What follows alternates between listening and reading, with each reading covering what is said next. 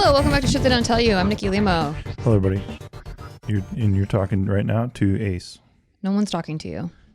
I wish they would. I'm talking to them and them only. Okay. Well, maybe you can contribute a little bit to this. Okay, so this topic I'm going to try to get out of my head about because it's a topic that I feel strongly about, but also whenever I try to do topics like this, I just don't know how to really articulate it. So I'm going to do my best. Okay, perfect. Okay. So. Wow, what a setup. Yeah, great setup. I just want to, brace you for the fact that I might not get my point across all the way. That's fantastic. Okay, because it's kind of, you'll see. Okay, so I feel like I'm on the precipice of a huge change in my life. And I've talked about this on my vlog channel. I do a bullet journaling every month, and mostly it's me just like drawing or painting something while talking about like really deep things that I'm going through. Mostly she paints ammunition. It's like a therapist. Stop it. Which is why it's called a bullet journal. Oh, I thought you were saying that because my channel got demonetized for being a gun zone. Well, you shouldn't do bullet journals then. Duh. Okay, well, it was on my vlog channel, and it's not this channel.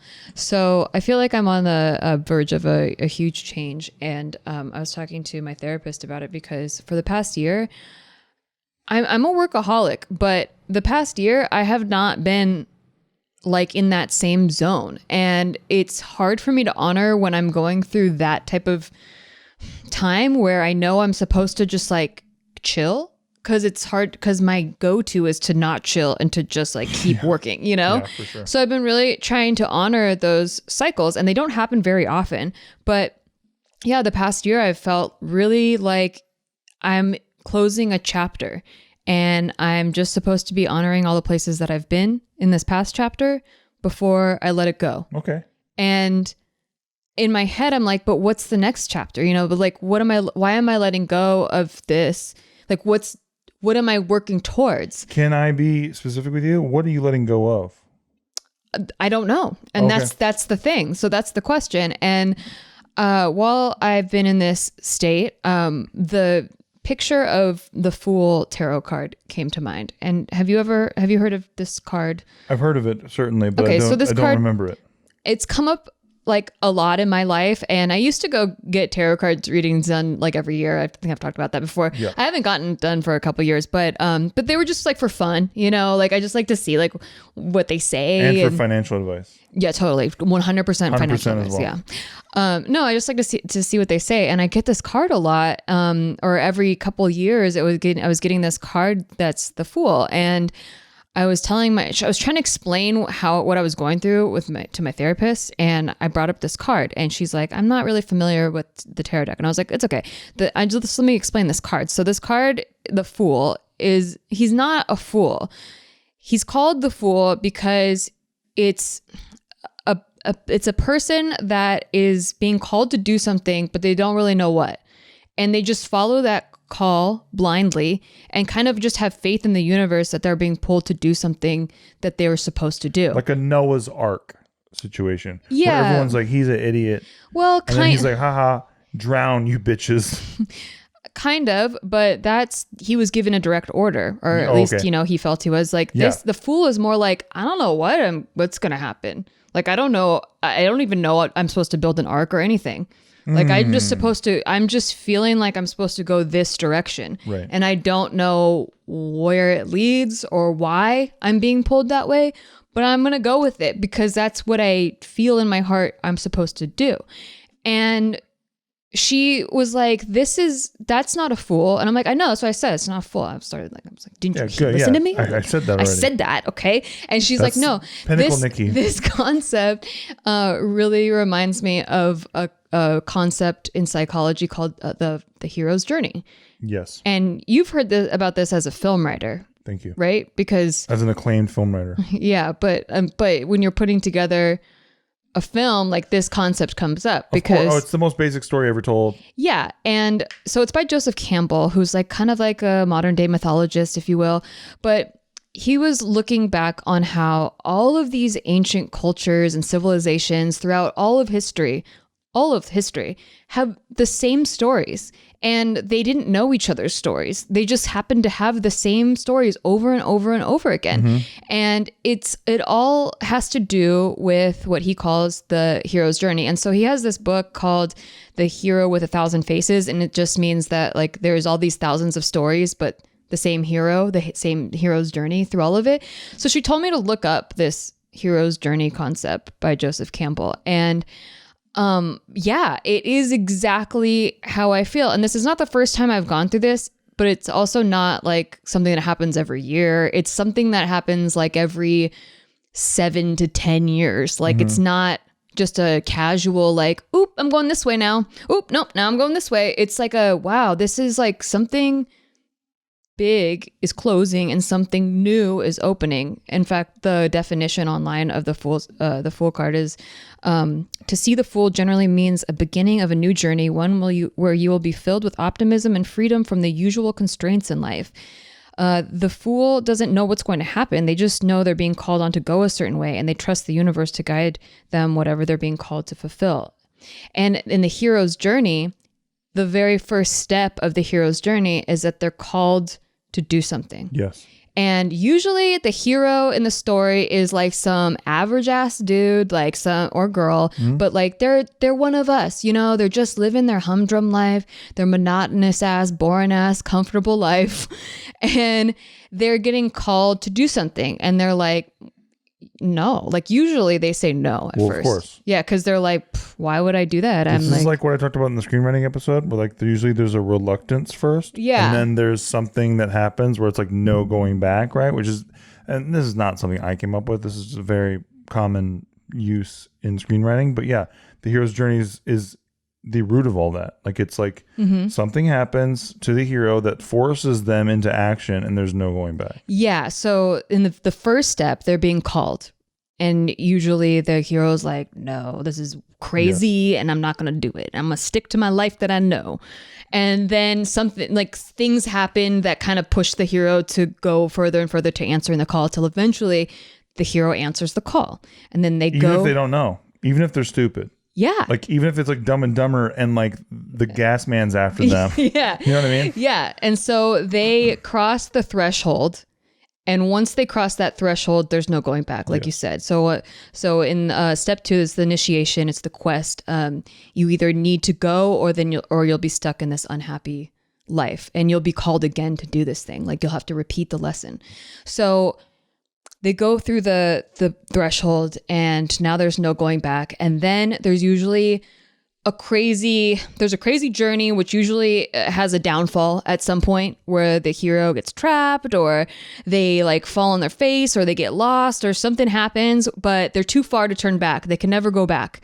They have to kind of like figure out what to do from here, but everything seems to be going wrong. And then they wonder if they made the right choice, and they really can't go back until they've learned the lesson. So they're there to find the lesson or die, you know? Right. So they go through this thing and usually they end up in like a cave or like some prison cell or in the belly of a whale or something. And they learn these lessons or they find the treasure. Sometimes it's treasure. It's like a metaphor. And they get the treasure or they learn the lesson or whatever. And then they have to bring back the boon. I think it's called the ultimate boon. Have you heard of this? I don't know what that is. So that's what it's called, the treasure. They have to bring it back to their home, to where they have to bring it back and share it with the world. Okay, yeah. So like the MacGuffin, like Indiana Jones, like they brought it back, but it's like not shared with us actually. It's like put into a big warehouse. Like for movie making, that's kind of the same idea, where it was shared with the world in a way because it like killed the Nazis. Yeah.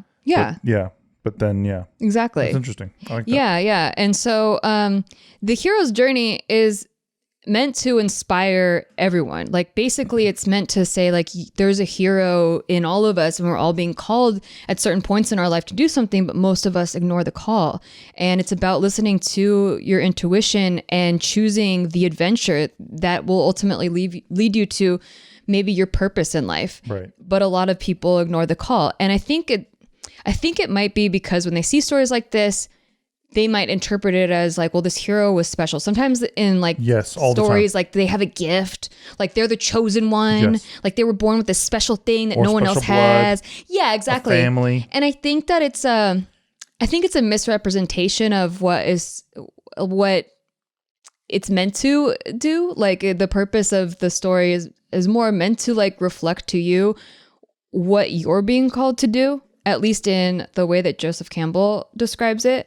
And so they're not, you're not special. Like no one's special, but everyone's meant to do a certain thing. That's my mantra. Exactly. I don't believe anyone's special. Yeah. Even LeBron James, I don't think he's special. And look, and that's not a knock on him. You don't go to basketball practice if you're special. Yeah. Right? You don't like shoot more to learn more to get your muscle reflexes better if you're special and you got it all gifted to you at birth. Mm-hmm. Yeah, there's actually a concept that like I think where is it? I don't know. I read it in my notes somewhere, but it's talent times skill talent times effort equals skill. And some people are more naturally gifted towards picking up skill, and that's a talent. Mm-hmm. But they still need the effort involved, right? And then skill times effort is greatness. And the effort counts twice because you have to use it both times. So you could be naturally talented, but if you don't put in the effort, you're never going to be great. And that's the separation then. And you can also you can be less naturally talented, but you develop that through your effort to be great. So anyway, I was talking about like how I was talking to her about like, Therapist. My therapist. Yes. I was talking to my therapist about how I don't know why because I don't know why this happens. This is before I looked into the hero's journey thing. I was like, I just feel like I live for the adventure. Like I live for that. And like, that's the life worth living for me. And I don't know why it happens when I feel like, hey, it'd be comfortable to just like stay here, mm-hmm. And that's why she kept encouraging me to look up the hero's journey. Cause it's usually, I've said no for the past year to this new calling because I'm like, this can't be like I've put so much time into this chapter and like how could it not go to the next iteration? How is it like the end of the chapter and it goes to like a new chapter now? Yeah. It's like a new adventure. I have to say too that it's easier said too because like actually doing it's really hard. Yeah, but then I've done this so many times before now that I feel like I am familiar with answering the call, and I will do it, and it has always worked out for me, and it always has led me to a place where I feel in alignment with what I meant to be doing at that time, even if it wasn't part of my plan that I thought out. If it's like I'm gonna get a jacuzzi, I'm gonna figure out how to do the chlorine right. Yeah, exactly. For like 5 months with everything, every skill and hobby that I do. Yeah. So yeah, I used to think that my purpose, like we talked about purpose in my therapist session, and I used to think that my purpose would be defined once I got really good at one skill. So like I just like once I break through like what I've been working on with this one skill of like whether it's acting or stand up or whatever it is or production. And over the years on my vlog channel and other places, I've just lamented the fact that I feel like a jack of all trades and a master of none. But then after being through a few of these cycles, I realized, and my therapist helped me realize, is that maybe like this is my purpose, like continually trying new things and like living on the edge of my comfort zone and continually learning new skills and living outside of like what I think is possible, and then bringing it back to share with everybody, or to show people what my findings were. Like if I failed at something, I let them know. If something went wrong, I warn people about what can happen, or if something went right, I tell them what happened. You have an interesting nomadic quality to you that I think, just knowing your family, you probably got from your grandmother. Probably. Because she was very much just somebody who just wanted to try a lot of different shit from my understanding of of her. And you're very much that way. And I don't know if your parents are that way at all, actually. Yeah. Well, my parents, all offense, by the way. My parents get the call and they ignore it. Yeah, right. They've talked to me about getting these calls, and I'm like, you should answer it, and they're like, no, I can't. I don't have enough time to do that. Exactly, I couldn't possibly.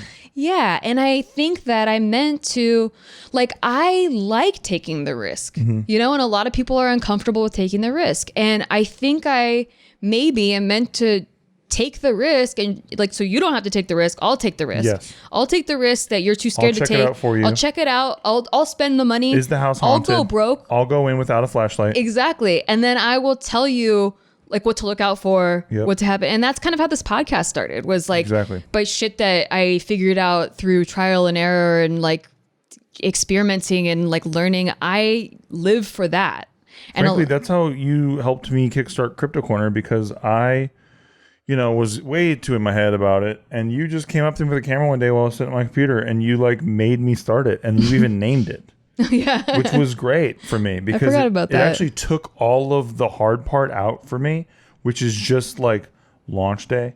Launch day is the hardest thing ever for me. Mm-hmm. Launch day is the most nerve-wracking thing. Totally. Where I fine-tune things and try to figure things out that I shouldn't, and then like later I find it anyway, and I figure it out anyway. So that's so funny to me. So that's is the creative process. That is actually the part that people are so scared of, is this unknown. This like unknown part that, well, what if you fail? What if you fall? What if there's a fiasco? What if you lose everything? And that's the part, that's the fun part. That's the creative process. But it's great advice to give. And I've given that advice before, but I don't think I took my own advice for a little while there. Because, it's hard. It's easier to say than do. Of course. But I didn't think of it like that. Like, well, I'm not taking my own advice. I was like, well, it's not ready yet. It's not time. Right. Yeah. And then you like literally just launch it. You're like, this is called Crypto Corner. And I was like, yeah, this is all it needs to be. And I've gotten so much joy from it. It's been fucking great for me personally as well. Just because I already focus on this stuff all day, and now I get to share it with a lot of people. So it's really awesome. And also I didn't have a place where I could talk about this stuff comfortably, because, as much as I love JK, it's a lot of people in the room. You can't talk in depth about something for very long. Mm-hmm. And that's not a knock on them. It's just how the format is. So I get to do it in depth for 2 hours, and it lets me feel alive even when I'm doing it. Mm-hmm.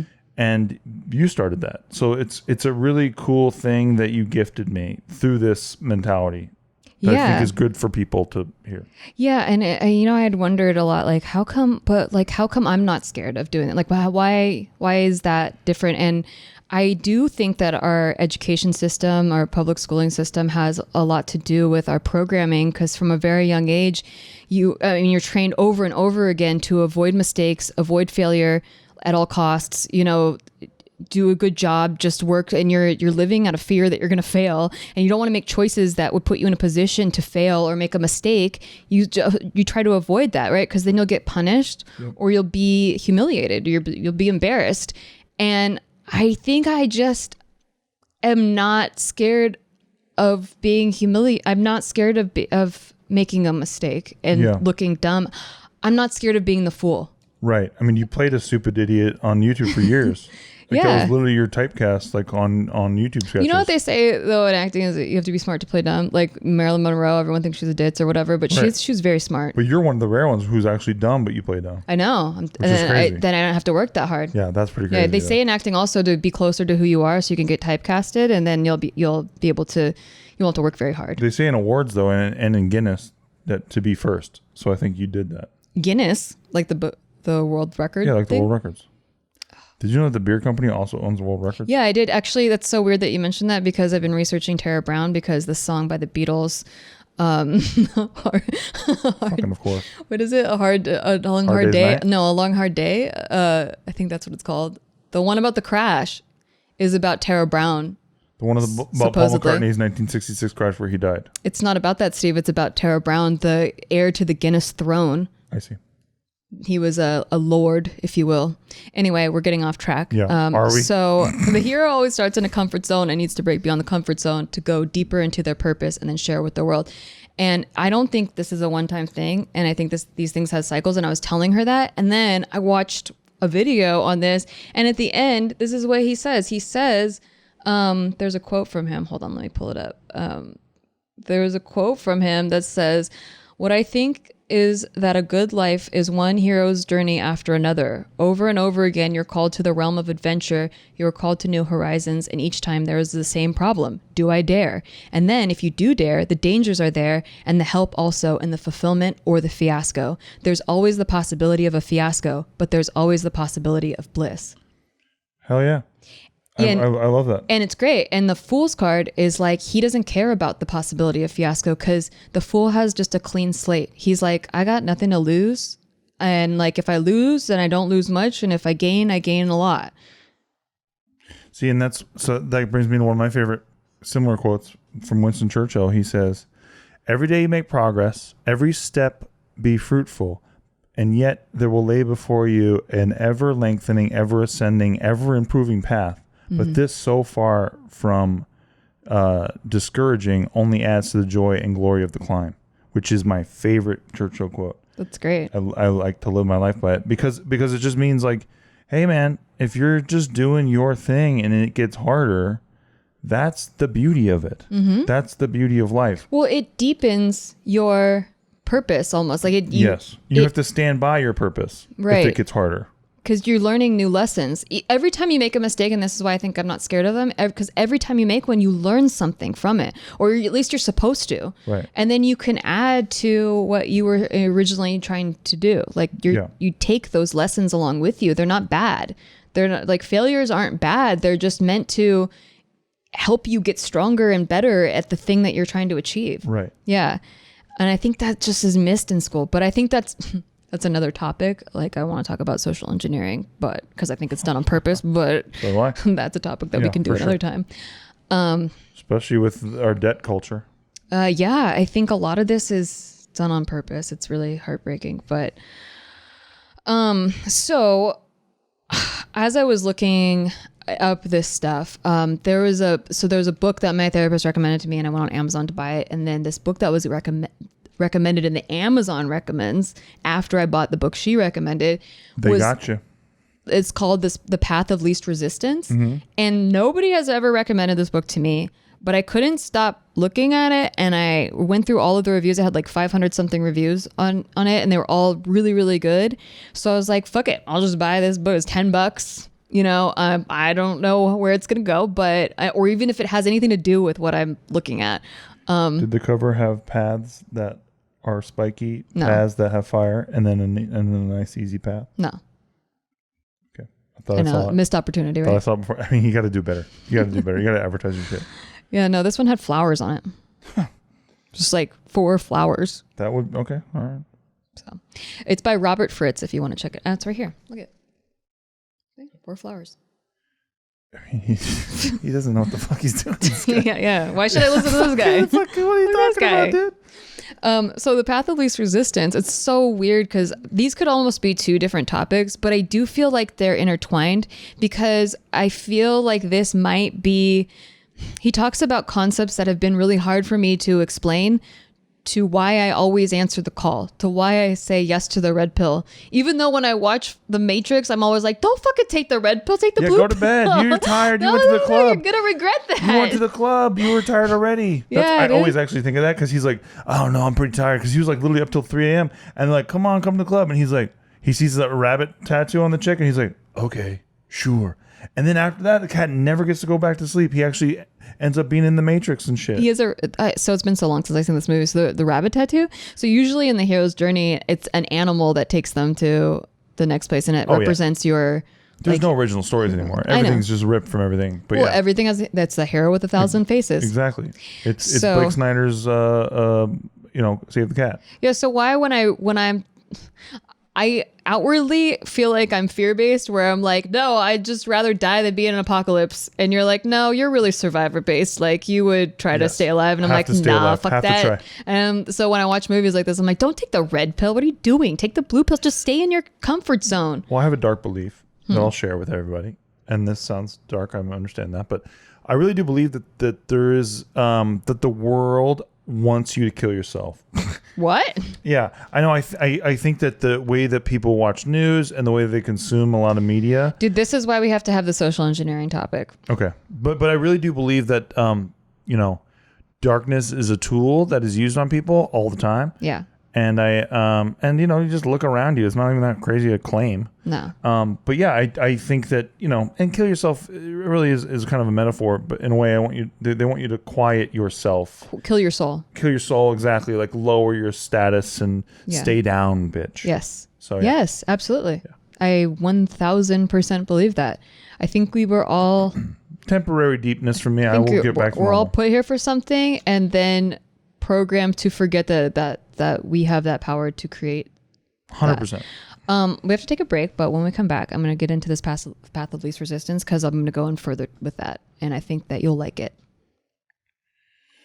And we're going to be using lube, and we're about to advertise for that lube. Lube? Path of least resistance, I think, should be paths with lube. And so do our sponsors today, and I want to thank them very much. It does have the least resistance. It's true. You know what I'm saying? It's a good idea. Okay.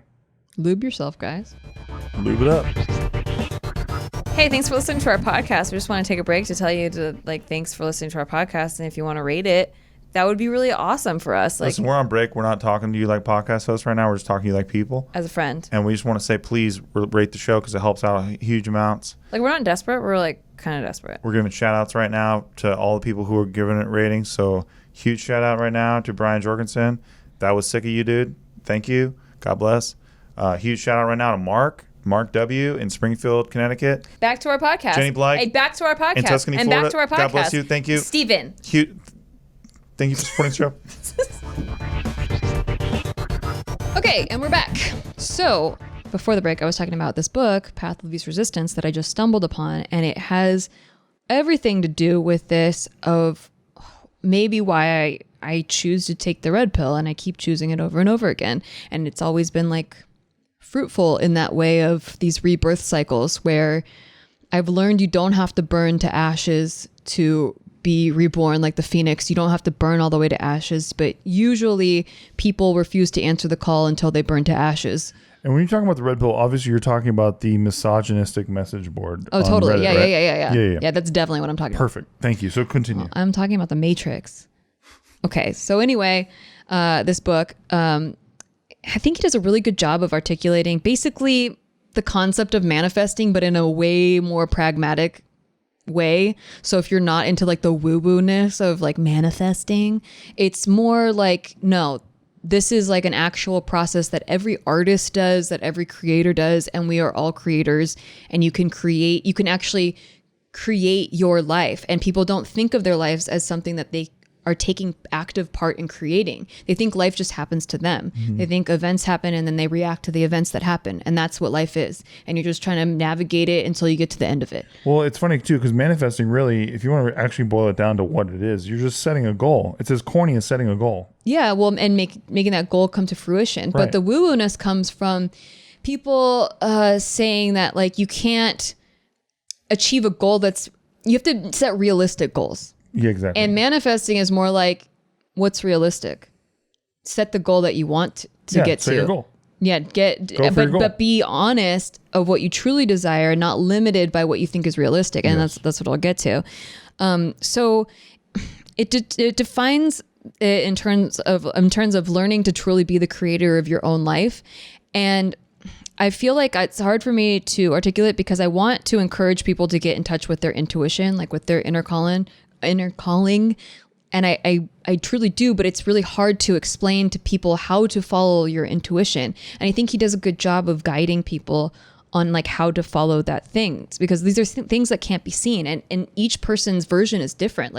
My path is different than what your path is, and what I want is different from what you want, but they can be created in the same sort of way. And it's also hard because the evidence seems really anecdotal, but I really believe that this is what everyone is It's a seed within everyone, Yes. And I really just encourage people to explore it and try to find it. So we've addressed a survivorship bias on the show before, because whenever we bring this concept up, sometimes people will say, well, you're only saying that because it worked for you, And it's so hard because just like a healthy relationship, which we give relationship advice all the time, I can't prove to you that true love exists. I can't prove to you that true love and healthy relationships exist without you finding it on your own. It's just this feeling, this thing that is real when you find it. And you want to share it. But so many people, the status quo says true love is only in movies, and real love is just about commitment even after desire has passed. It's a Disney construction. And I don't subscribe to that. But I think because so many people they settle for something before they actually experience true love, that when I talk about it, it does sound like a myth. if you haven't been there. Yes. And I just wish people wouldn't settle before they find it. Me too. That's what I ultimately wish for everybody. But when it comes to answering your call, it's true that I can only speak from belief and personal experiences, but I promise that I'm not special. I don't think that this is like a special survivorship bias thing. Like I said before, I don't think the hero in the stories are special. I think everyone has that. And I think these concepts were maybe just easier for me to digest because I've somehow, and this is something else that my therapist has brought up in other sessions, that I've somehow been able to keep the childlike curiosity and wonder that a lot of adults lose. What's she up to today, man? That's my fucking everyday. Yeah. Every day, what's she up to today? I have the title sitcom wife because of it. For real, bro. And it's just, because she's like, are you doing this to fulfill, like, to rebel against your parents? Are you doing this because you actually want to do it? Or are you doing this because you think like you'll get some sort of monetary reward or gain from it? I'm like, I'm doing things because I actually love learning about them. Like, I just like the process of learning and understanding concepts and then getting better at them and continuously fine tuning it. And I've gotten mad because I feel like I never master something. I just keep going circular. And she was like, well, life is circular. It's supposed to deepen each time. And I'm like, that's how I feel. And I never felt like that was the correct way because nobody else around me seems to like do that. But they don't make you feel comfortable there. Yeah. You know, that's really what it is. And I really am just driven by this like innate passion and purpose more than a monetary guarantee or reward or security. And I guess I've just been living this way longer because I broke the comfort mindset a long time ago. So I think that this concept was just easier for me to continuously incorporate, because once you start and you see results and you continue to see results and you continue to do it in cycles, you become more confident in your ability to create your own life, or your ability to. Can I talk about poker for a second? Yeah, go for it. Where did you just you were sparking pretty hard in like the jacuzzi, inflatable jacuzzi lifestyle. Yeah. And then all of a sudden you like pivot into poker land. Yeah. Where does that come from? I found a new key. So just like I was talking about with the cycles, where like I'll start things and maybe I move on to another thing, or maybe I get upset. When I start something, I get obsessed, right? Yes. But then I get obsessed with a lot of things, you know? And when it reaches the end of where I feel like I can no longer improve on that thing is when I start to kind of get bored of it. Or if it's no longer challenging, or I personally can no longer improve or don't feel like I can, then I tend to drift towards something else or kind of be in an in-between stage. And just so people know, it's not one-to-one happens immediately. There's like, I would say, a lot of time in that drift. Yeah. So where you're like aimless and wandering and like feeling hopeless and all kinds of different things that make you more real, I think, than you sound. Yeah. I guess I should. I really want people to know that it's not just like this instant thing. Like, I know what I'm supposed to do. I don't. Like, she like literally following intuition all the time. Is confused as hell about it. And I get scared and I get sad. I feel like, what if I'm making the wrong choices? What if none of this is sustainable? Maybe it's only been sustainable for 35 years, but then it's going to stop. You know, yep. I don't know. But I mean, like, there's no book for husbands about this shit. There's I don't think anyone knows. But the poker thing, the key I found was I was playing poker because I enjoyed it. I was a very casual player, and I was the most casual player I've ever seen. Yeah. You played it like maybe 3 times a year. Yeah, I mean, it was a thing, and I won a lot whenever I played. And so I was just like, yeah, I know how to play. And I was going on intuition alone. I found all the technical aspects of poker, and that reignited a flame because I didn't know how complex and layered it actually is, and balanced both in psychology and in the mathematic and technical skills, which are my favorite fucking subjects. I love psychology. That's a line for you. And I love mathematics. But what's that minute one of you finding poker? Where did that come from and how? Minute one? Yeah, minute one of like... Well, because you already knew poker, I know. But what rekindled it out of nowhere? The learning that there was technical strategies. Where did you learn that? I was reading a book on mindset. Nice. Yeah, and it was like, you know, like if you play every poker hand, blah, blah, blah, blah, but like if you know that you're not supposed to start with a queen jack offsuit from an early position. And I was like, wait, what the fuck? Yeah, that's great. Okay, that's great. So that was like, I was like, wait, I would always start queen jack offsuit. Why would that's not a good hand? Like, why would you? It's a great hand personally, but. Yeah, but if someone 3-bets, you shouldn't call a 3-bet with queen jack offsuit from early position. And I was like, first of all, what the fuck are positions? And second of all, why is that not a good hand to 3-bet call with? Also, what's a 3-bet? Exactly. And so this was like the key to like, oh my God, there's so much I don't know about this game. And I'm interested, like yep. I don't know. It was a pandemic last year. So it's like, I was interested in a lot of things, and I was interested in the stock market and strategies. And yeah. And so I was like, oh, like I love strategy games. I love, if you watch me on JK Party, I love deception games.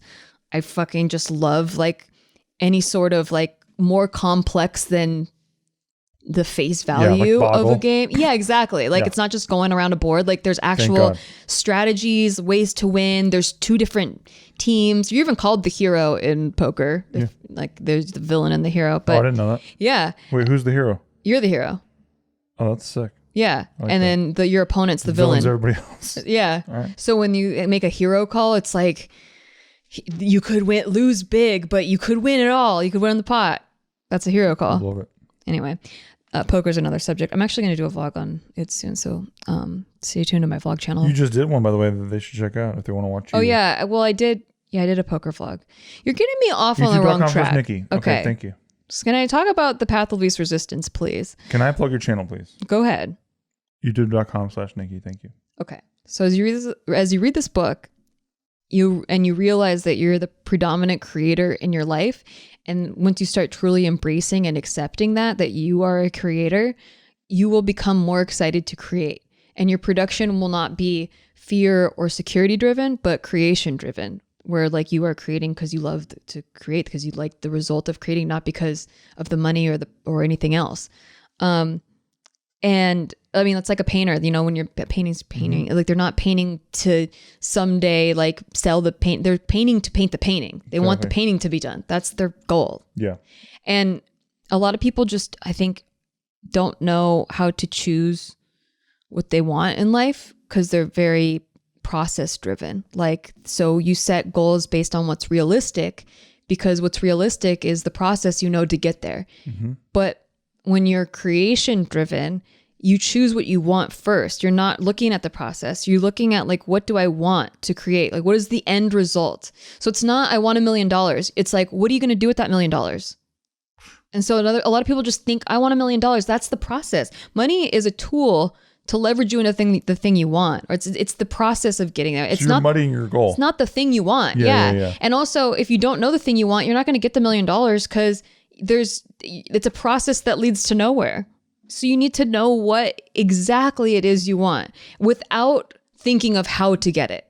And I think that part is really hard for people because you are only trained to work within your realm of possibility, Mm-hmm. And for artists and creators, they're continuously pushing the boundaries of what's in the realm of possibility. And we actually talked about this in another episode called The Neuroscience of Creativity. Yeah. And I thought it was fascinating because it makes so much sense, because artists and creators, their realm of possibility is so much wider than the average person watching them that it looks like they're doing actual magic, even though they're just working within the realm of their possibility. Because we can only ever work in the realm of our possibility, which is why you have to create it first to believe it, and then it's easier to believe. They always say like your first $100,000 is the hardest, because up until that point you haven't made $100,000. Mm-hmm. So it's not in your realm of possibility yet, or like you're trying to believe that it's possible, but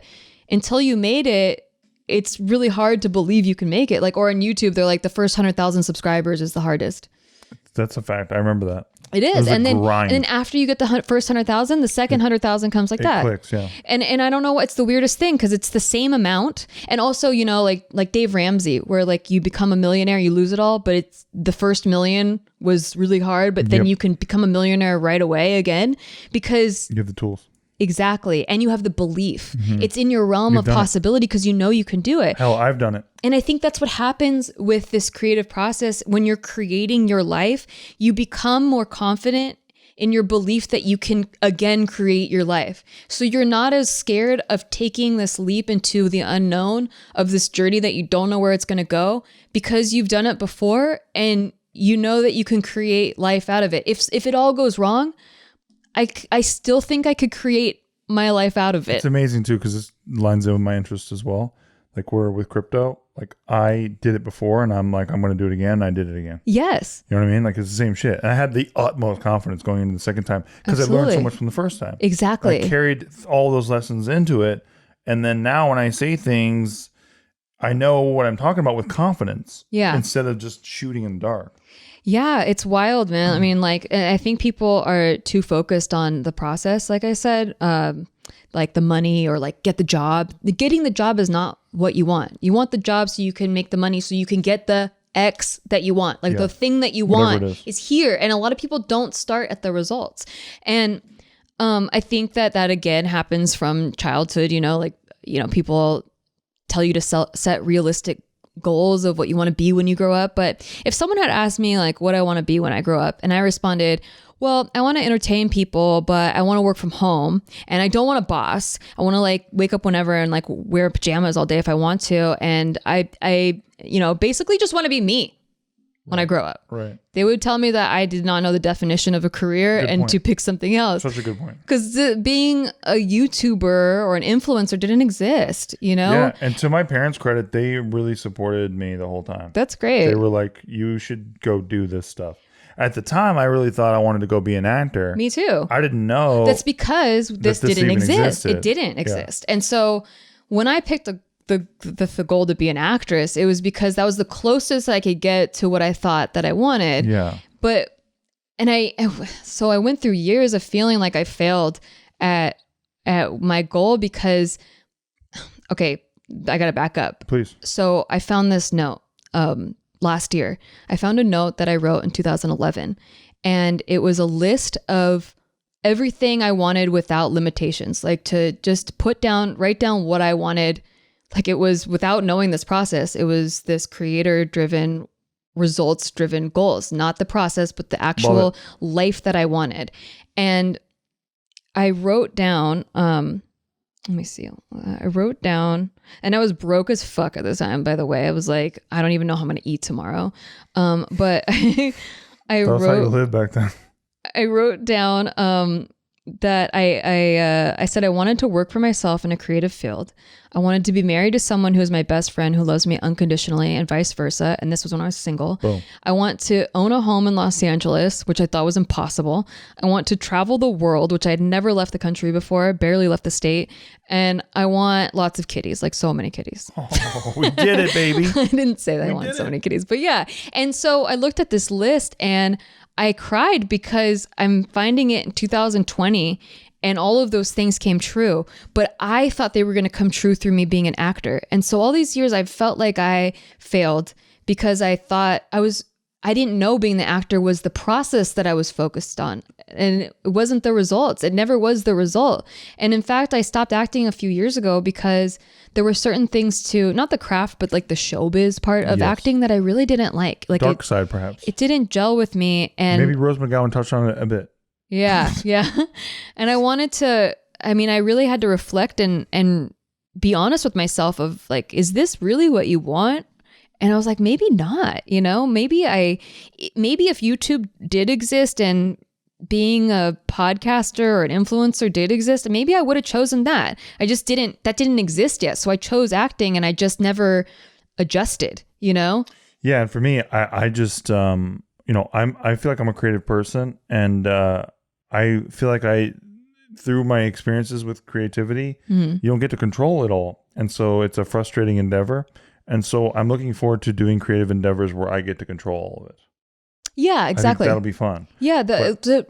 So the goal is to keep creating for the love of creating, not for anything else. And that's ultimately what I think Joseph Campbell was referring to of a life well lived is a hero's journey over and over again. Yes. It's like you're you're answering the call to create just for the creation itself, not because there's any sort of security in it or any sort of guarantee of anything. And I think too many people pick things based on whether there's a guarantee or what their chances are of getting it or whatever it is, rather than answering what they truly want to have. Exactly. And there's another concept that's brought up about the way he describes it in this book, The Path of Least Resistance, is creating underlying structures. So a lot of us have made structures that the path of least resistance goes to somewhere that we don't really like. And you have to change the underlying structures so that the path of least resistance naturally flows to your true desires. And I think that you might have heard the phrase like the universe hates a vacuum. You know, have you heard that phrase before? I've not heard that phrase. Okay, it's like, what did they just think you should just leave it all messy? No. So like in this book, he calls it structural tension, where basically here's what you want and here's where you are. It's the current reality and then what you want. And there's this vacuum in between. And once you declare what you want, the universe hates a vacuum and it will help you fulfill that. It'll help you bring you closer to very cool to what you want so just to help you out with this metaphor, it's like when Bob Lazar talks about folding a piece of paper to bend space-time and then you just go through it. Sure, yeah, because the universe hates a vacuum. Exactly. Okay, so in here it's called structural tension.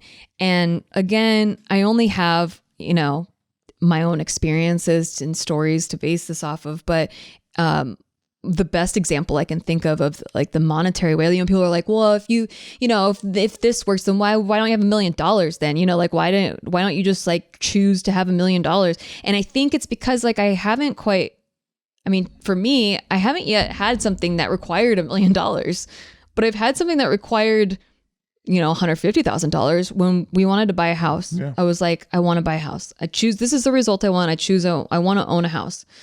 I want a 3-bedroom, 3-bathroom house so that we both can have offices. And I had I got really clear on what exactly the criteria that I wasn't willing to sacrifice was. Yes. It doesn't have to be a single family home. It can be a condo, but I just need this amount of space. There needs to be an outdoor area and that needs to be in this budget. Yeah. And I was, so specific. And our realtor was like that. Pains in the ass. Several realtors wouldn't work with us because they said my order was too tall. Exactly. And I was like, no, this is going to happen and it's going to happen. I just don't know why I have this confidence that like, no, this is going to happen. And we started looking for houses. And of course, you need a down payment for a house. Mm-hmm. And at that time, we didn't even have very much in savings. We had maybe like $3,000 in savings. Yeah. So I was like, okay, we're going to need a down payment. So I started saving and I was like, I'm going to put away 50% of everything I make and just try to like, make more money somehow. I don't know where, I don't know how, but I'm going to try to save. I'm going to start saving. And almost instantly, and this is just, this is anecdotal, but like I started getting gigs and extra jobs out of nowhere. And because they were bonus gigs, I just saved all the money, like everything from that. And we were looking at houses and I got very clear on the exact amount we needed to have based off the criteria that I described and the budget that we were working with. We need at least this amount of money. And best thing about you too is you were like, we're not going to cash out crypto. Which I was sweating balls. Oh, yeah. Yeah, no, I didn't think that was the way. I mean, we cashed out like a minor amount, but it's still. Yeah. Yeah, no, I just felt like, no, you were great about it. I was nervous. And so we get like maybe 6 months into this and I'm like, man, it's going to take years for us to get to this number. Like based off of how much we make now. And like, even if I booked X amount of jobs, like it's going to take years for us to get to this number. And then by then maybe the house prices will be even higher. Like we don't know. It just continues to skyrocket. By the way, the past couple of years it has continued to skyrocket. Absolutely. And we're getting priced out of the neighborhoods we want. And so at that point we needed $50,000 more. And I was like, I don't know. Like I'm going to keep saving, but yeah, I don't know. And I just, left it open. And during that week, after I was like, I need $50,000, my lawyer calls me and he's like, hey, I just wanted to check on this contract that I reviewed for you last year because he reviews all my contracts. He's like, it's coming to an end. And in this contract, this was back when MCNs, multi-channel networks, gave money guarantees. So they guaranteed me that I would make a certain amount of money based off the work that they were going to give me in that year. So they guaranteed that I would make $75,000 from the work that they were going to give me in that year. And the year was coming to an end, and they had only gotten me $25,000 worth of work. So there was this extra $50,000 on the table. And my lawyer was like, they owe you $50,000. And I was like, that's never going to happen. This company, no, you don't know them. There's no, first of all, they're owned by Disney now. So good luck with their legal team.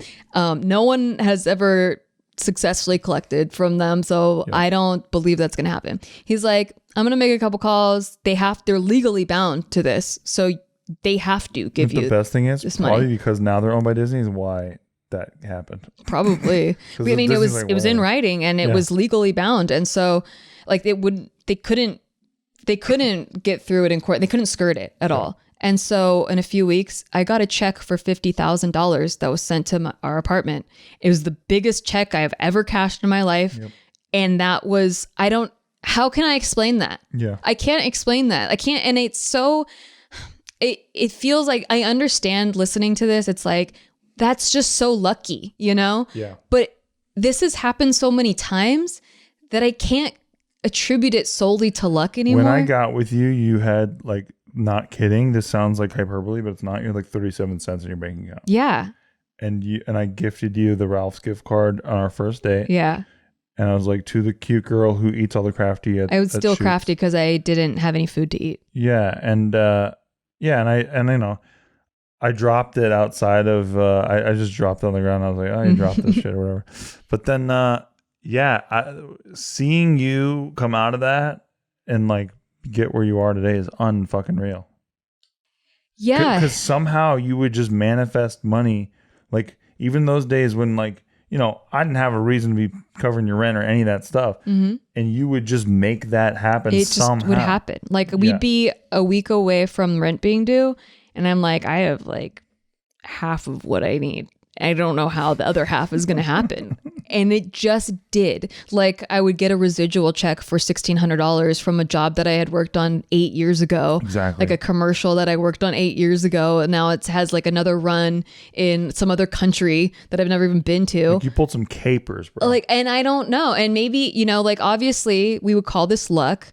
We would call this coincidence, but it's happened so much. I'm telling you that like there's something else out there. There's something else to it than just that. And the more times that I've gone through a cycle where I'm like, I don't know, this is the unknown and I don't know where it's going to happen, but I know that this is what I want.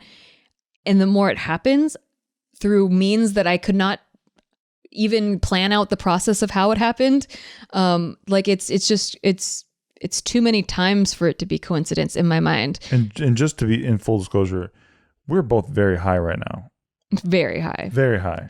Okay, one more story before I end this, because if you want to learn more about this, you can check out The Path of Least Resistance by Robert Fritz. You can also just watch videos on the hero's journey. I think that's something everyone should at least be aware of. But one more thing is that about this like choosing to stay in the comfort zone versus like the unknown where you could have bliss or you could have fiasco, but you don't know. You know, it's like this is the known and it's comfortable, but this is the unknown and it could be amazing. My first boyfriend that I moved to Los Angeles with was going to propose to me on our 5-year anniversary. And I knew this and we had talked about it and we had agreed on it. Like we had agreed that we should get married. You know, it was like 5 years, we'd been together for 5 years and he loved me very much. I think he would have done, he lived basically to support me, like not monetarily, but like support my dreams and like everything I did. He was very encouraging. He would go to every show I did. Like he was very supportive. We got it. Okay. I'm just fucking kidding. So, but when the closer it got to this 5-year anniversary of him, I knew he was going to propose. I started getting filled with dread and I was like, I don't know why it's wrong because on paper it's right. Like it's comfortable. Like he understands me. And what if I never find someone that understands? I'm fucking weird. Like, you know, yes. I'm so You're weird. So like odd. who You're else? So fucking odd. Who else could understand me? And so I found someone that could understood me and that embraced me and like loved me unconditionally. Like, why would I give that up just because like, there might be better out there. Yeah. You know, there might be better. Yeah, sure. You know, I sound so fucking dumb, but I couldn't ignore it. And I kept denying it and denying it, like the hero being called. I was like, no, fuck you. This is comfortable. And this is every relationship. I've heard from lots of married couples. They say, look, just find someone that you agree with your life values, and just go with it. Like, you're not going to have this lust forever. You're not going to have this passion forever. You're just going to have to go with someone that you agree with. And I'm like, yeah, this is how it's supposed to be. And I'm 23 and I'm like, yeah. And what am I going to give this up? And like, on the chance that there's someone else that gets me. And I just couldn't do it. It got to the day before our 5-year anniversary was the day that I broke up with him. Wow. And it was out of nowhere for him. I feel on a day. I think that's noble. I feel bad. I know. And it was after his birthday too. And it was really hard because I have nothing else besides this intuition, this like small voice inside me telling me that there's something else out there, that this isn't right. Yeah. That this isn't quite it, even though every viable source is telling me it is the right thing. I just didn't feel it. I was like, I can't imagine a life being with this person for the rest of my life. And if I'm going to commit to something and say till death do us part, I want to mean it. I want to stand at the altar and mean it. Yes. You know? And it was really hard to break up with someone for no reason after 5 years of being together and after like having our values aligned. But then obviously I went through this other relationship that was terrible, but then I found you, and you are it for me. And I could stand at the altar with confidence and say that I would never regret signing a life contract with you. Same. And my favorite thing too, because that day was so important to me, is that this is a big deal to me. As a kid, I always thought like, you know, I don't want to be up there and cry. And I didn't. You kind of did. I didn't even once. You're a little bitch baby. I was a bitch the whole time. That's what I mean. It's like insane. But like, I love you so goddamn much that like when you watch that video, you're like, God damn, can this guy just fucking say a word? Holy shit. And then it's like, well, am I being naive? Like, are we fools that we think that this honeymoon phase is going to last forever? Even though at that point it had been 4 years. Yeah. So I was like, okay, well, there's a pretty good chance. Great. You know, it's great. It's really great so far. It's been getting better every year. Yeah. But are we dumb? Like maybe after marriage, like something happens. And I was kind of scared for a second. Like, are we living for this moment? You know? Yeah. Even though in my heart, I feel it was truth, and I've always just tried to honor that truth inside of me. Yes. And ever since then, it's gotten better every fucking year. Yep, every year. And people tell us, just wait. Once you've been married long enough, that passion's going to die and blah, blah, blah, blah, blah. And this is just how it is. And it doesn't work. And I'm like, no, every year it gets truly better. Yeah. It's not just me saying that. And I wish with all my heart, I wish everybody could experience it. I'm so connected to you that I wish people could experience that kind of connection. We're like, okay, and this sounds dumb, and maybe this is superficial and all that stuff, but I'm not even kidding you. Like, some nights it's like, what do you want for food? And we'll say the same thing at the same time. Yeah. Well, today you came up right before this podcast to get you an energy drink. I was like, I got to go downstairs and ask if Steve's going to go get energy drinks. Bull. And I'll ask him to get me a Red Bull. And I was doing my makeup and he comes upstairs and before he says anything, I was like, do you want to be a good husband? And he's like, no. And I was like, fine, then don't get me a Red Bull. And he was like, what the fuck? I was literally coming up here to ask if you wanted a Red Bull. Exactly. And I haven't talked about a Red Bull or wanting an energy drink in weeks. It's not a ritual. It's not something we do often. We don't do this. Yeah. So I was like, well, I'm gonna go get an energy drink. I should ask her if she wants a Red Bull. And usually you don't ask me. I don't ever ask you. You usually just go and you always say no. Exactly. So yeah. So it was very odd. Very odd. And then I even said, I was like, maybe I'll call her. I was like, I'll just go see her. And then but. You know, it's just a small example of like our daily lives where like I literally just know what she wants. It just feels so connected. Even last night she hits me up. She's like, sushi night. And I'm like, oh my God, that's exactly what I wanted today. It's like, it's crazy how in lockstep we are. Yeah. And it doesn't mean we don't disagree. It means that I am intrigued every time we disagree. I'm actually excited when we disagree. Listen, when I thought your fantasy football team's good and you're like, please don't. Wait, we're not getting into that again. Please don't say that. Watch the previous episode if you'd like to know what that's all about. But yeah, No, it really does get better if you let it. If you listen to each other, that's the key. And I have to say, life prepares you for everything. And I'm so glad I did improv because I spent 10,000 hours listening, probably 20, but that's what I mean. Like once I learned that improv was listening, I became so much more interested in people than I was previously. Yeah. Because because most people just want to get their point across. They want to get there. Yeah. They're waiting for their turn to speak. They're waiting for their turn to speak. And I don't like that. I actually find that very boring. And you can tell when people are about to do that, or they have their predetermined thing they came in with or whatever. But no, I really do enjoy, and especially like sometimes like, one of the best things I've read about myself is like that Steve can read the room, or like he's sensitive when somebody's like trying to open up and like everyone's joking around them or whatever. But that is really a learned thing. It's not, you have to be uncomfortable to joke around somebody trying to open up. Yeah. And so instead of doing that, I just try to go, oh, okay, I see what you're trying to do. Let me help you try to break through. And you're really good at that. Right. But well, thank you. But it's I really am just interested in what they have to say. Yeah. That's all it is. It's like it's a genuine interest. It's not just that you're interested in what they have to say. You have a gift of being able to reward it in a way that they were unable to find. I feel like whenever I've tried to articulate a point and you can tell that I'm saying one thing, but it's not being received by the group of people that we're with. Yes. You have a really good gift of being able to reword it in a way that I'm like, yes, that's what I was trying to say. Oh my God, thank you for getting it, Well, thank you. you do that with a lot of people. It's not just me. It's like you have a way of being able to bring people into the conversation and lifting what they are trying to say, not adding or projecting something that you want to say on top of them, but like taking what they're trying to say and amplifying it. I can kind of tell they give me like a little tea bag and I can just kind of pull on that string. Yeah. That's really all it is. That's what it feels like for... The compliment is to them. They really do just do all the work, but then usually the room just doesn't see the tea bag. You're able to lift their voice. That's it. And I love that about you. And it's easy. But it's easy though. I'm just saying, well, right. But I'm just saying, because they do the hard work. Yeah. They're opening up. But that's your gift. Okay. Right. But still, I just love I love listening to people. It's my favorite thing in the world. I spent all day listening to people. Today, I've been dealing with, the death of Norm Macdonald. It's been not fun. Man, he was, oh my God, one of my favorites. Truly the best. Yeah. Listening to him but listening to like real him, where it's like not just him joking, but he'll kind of let you in sometimes. It's just so fascinating. Just really, really genuinely cool. Great comedian. So yeah, R.I.P. man. God, that one really hurt.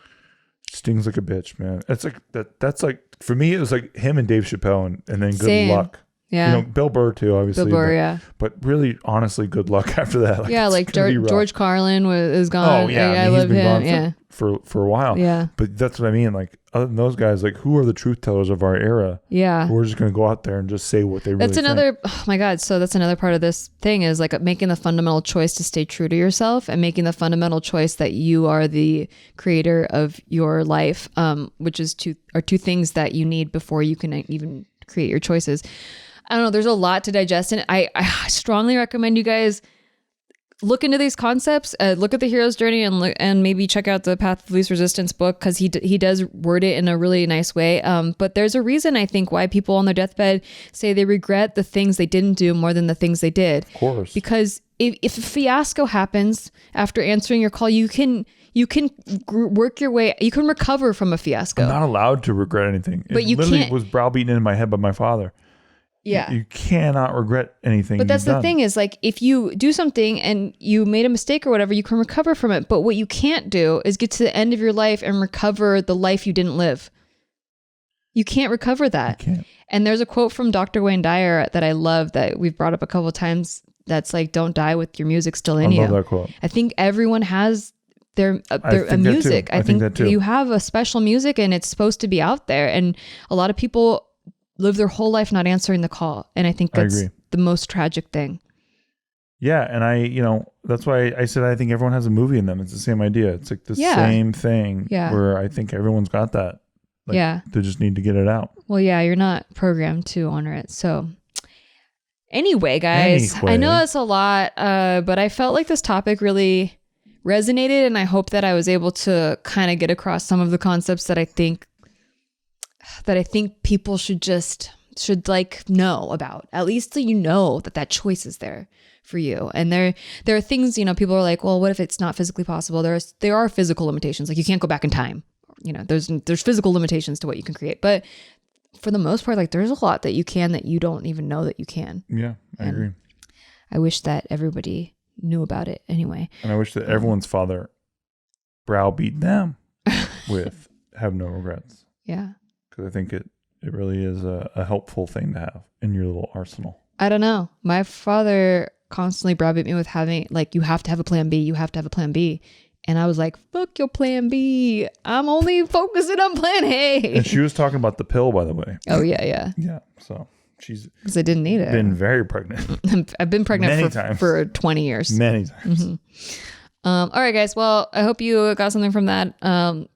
Subscribe, leave a rating, you know, hopefully a good one, and check out our Patreon, patreon.com/sticky. We do bonus episodes every month, and Steve has Crypto Corner, and we do live streams, and it's really fun there. The Discord community is awesome. They're the best, man. We love you guys. I love all the corners. I love all the Sticky Studios people, man. You guys are literally the best. Yeah. Okay, we love you. Okay, bye. Thanks, bye.